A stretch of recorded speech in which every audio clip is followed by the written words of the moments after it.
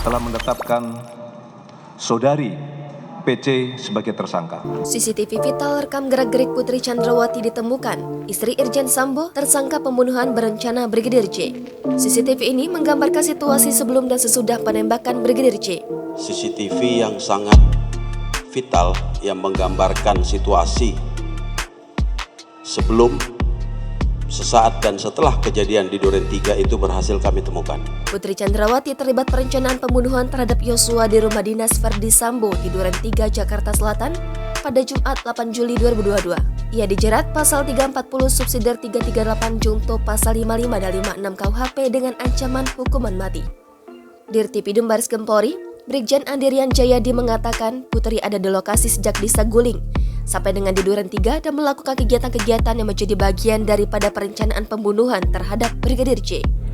Yang menjadi petunjuk bahwa PC ada di lokasi sejak di Saguling sampai dengan di Duren 3 dan melakukan kegiatan-kegiatan yang menjadi bagian daripada perencanaan pembunuhan terhadap Brigadir Joshua. Putri ditetapkan sebagai tersangka atas 2 alat bukti berupa keterangan saksi dan bukti elektronik, berupa rekaman CCTV yang ada di lokasi rumah Saguling dan di dekat TKP penembakan. Rekaman CCTV itu memperlihatkan bahwa Putri ada di sekitar TKP penembakan dan terlibat rencana pembunuhan terhadap Brigadir J. Sebelum ditetapkan sebagai tersangka, polisi telah memeriksa Putri sebanyak 3 kali. Sedianya kemarin, Putri juga harus menjalani pemeriksaan, namun istri Sambo itu berhalangan hadir karena mengaku sakit.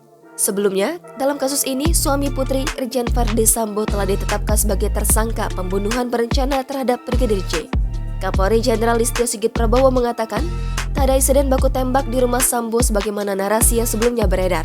Peristiwa yang sebenarnya, Sambo memerintahkan anak buahnya, Richard Eliezer atau Baradae, untuk menembak Yosua.